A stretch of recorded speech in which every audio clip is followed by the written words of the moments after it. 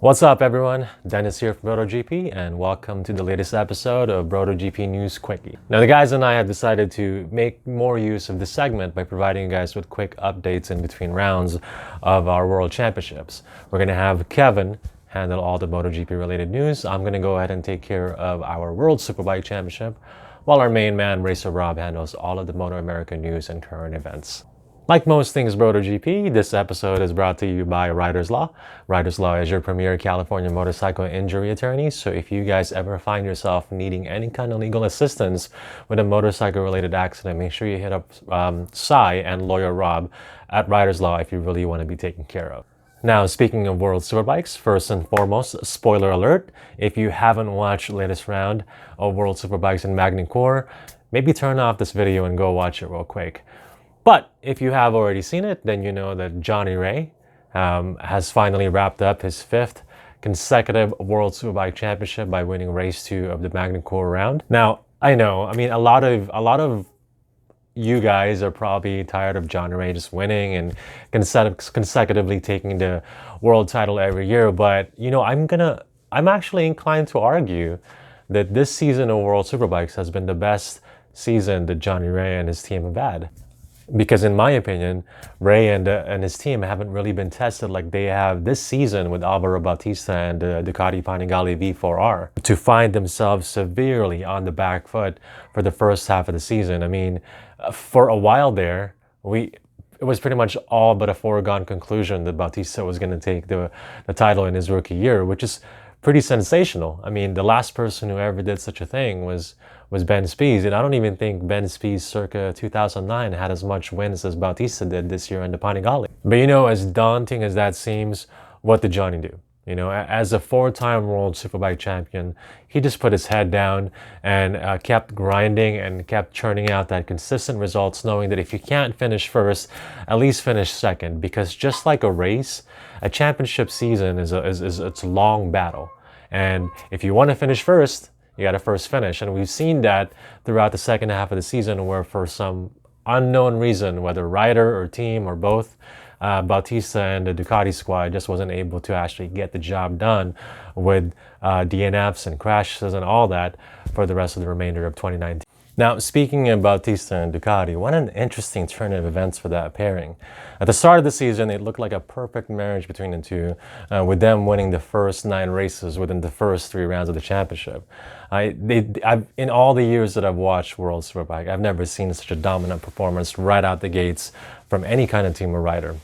But then as the season unfolded and things started to go wrong for them, the whole thing just kind of started unfolding right before our very eyes. And even though it led up to a mutual agreement for Bautista and Ducati to split, it kind of unfolded as well into a bitter divorce after all, judging by the current news and interviews if you haven't already read or seen them. But what we do finally know is that Bautista is now confirmed to ride for Honda for next season. We don't know who his teammate is going to be with. The current riders of Leon Camier and Ryuichi Kiyonari, it doesn't look like either one of those riders is going to be retained for next year. So there's still a bit of a musical chair going on as far as the second seat alongside Bautista and Honda. Speaking of musical chair for the second seat, bringing it back to Kawasaki, we know that Johnny Ray is going to be retained. Surprise, surprise. Leon Haslam, we're not sure yet where he's going. He's expressed that he's definitely going to be staying with Kawasaki, but what we don't know is whether that's on the factory team still with Johnny Ray, or if he's going to be with the Puccetti squad or even the Pedrocini squad. Now, the Puccetti Kawasaki team is currently fielding the Turkish rider Toprak Razgatlioglu. And while I wanted to see Toprak remain on Kawasaki, especially given his form this season, and if you didn't notice, he had finally taken his maiden win in World Superbike during the last round of Magny Cours. So he's definitely gelling with that Kawasaki. And while I wished to have seen him, being one of the young talents in World Superbike, actually be promoted to the factory team right next to Ray to be able to take it to Ray, unfortunately, that's not the reality. It's confirmed now that Toprak will not be remaining with Kawasaki after this season. And apparently it was all due to the way Kawasaki handled the 8-hour endurance race at Suzuka this season, because even though they flew Top Rack to be one of their 3 racers along with Ray and Haslam, come race day, they actually decided not to race Top Rack, citing his inexperience with the endurance racing and also with the track. And suffice it to say, that just did not sit in well with the Turkish rider in his team. That right then and there he decided after this season he's not going to be with Kawasaki. It's all but confirmed that he's going to be going to Yamaha to take the place of Alex Lowe's next to Michael van der Mark. Not confirmed yet, but what is confirmed, speaking of Alex Lowe, is that Yamaha and Alex Lowe's will be parting ways at the end of this season. So while it's not been confirmed that next year's factory Yamaha squad is Michael van der Mark and Top Rack, it's probably going to be those two. And like I said, I don't know yet where Alex Lowe's will be ending up in World Superbikes next year for a ride. There are plenty of rides available, but as far as top competitive factory seats, we know that Chaz Davies is being returned or retained by Ducati, and as they move Scott Redding up from British Superbikes to replace Alvaro Bautista. Tom Sykes will remain with BMW, and one of the best news that I've actually read as far as musical chairs for next season is that he's going to be paired up with Eugene Laverty. And the reason that I'm excited for that is because I'm actually a big fan of Eugene Laverty.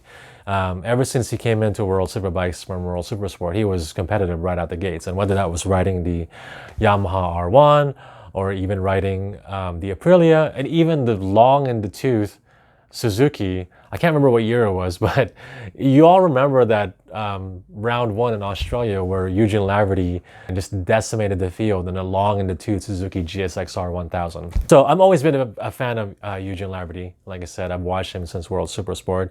I had high hopes that he was going to be a competitive front runner when he returned to World Superbikes from doing his stint at MotoGP, but unfortunately it never panned out, or hasn't panned out that yet.